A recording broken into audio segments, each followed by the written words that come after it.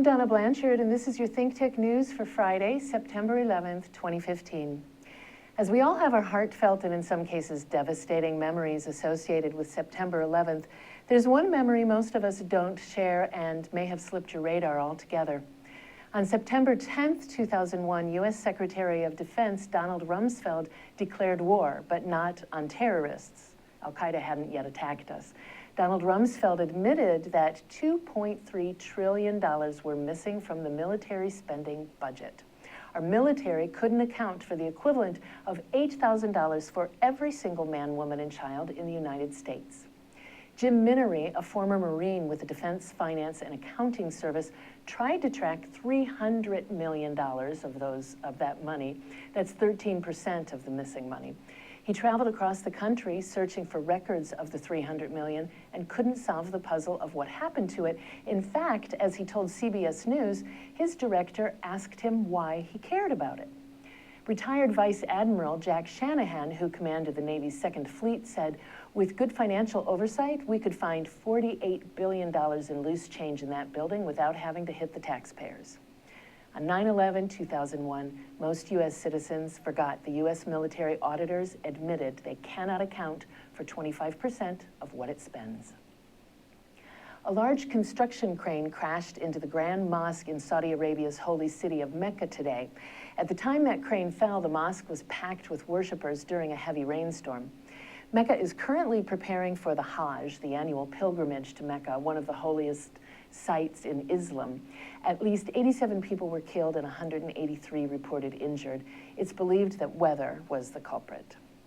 As Tropical Storm Etua hit Japan on Wednesday, heavy rainfall on the Ibaraki prefecture north of Tokyo caused flooding that killed at least 3 people and left 23 missing, and 590 people remain isolated due to floodwaters.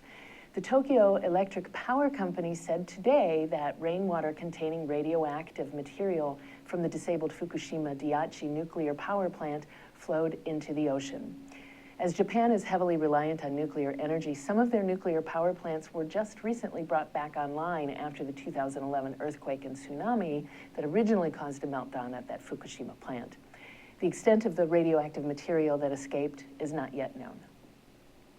Yesterday, U.S. Senate Democrats gave President Obama a victory on the Iran nuclear deal. Today, the conversation turns to the question of sanctions.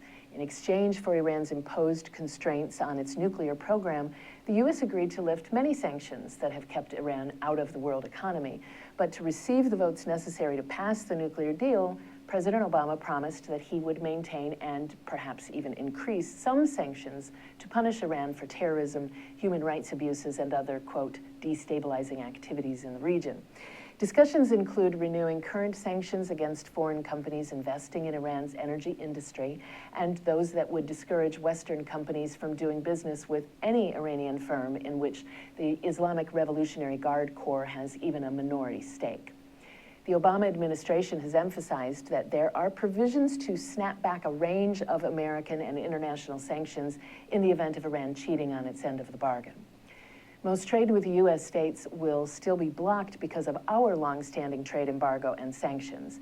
The exceptions include the export of passenger planes and aircraft parts to Iran and the import of Iranian carpets, pistachios, and caviar.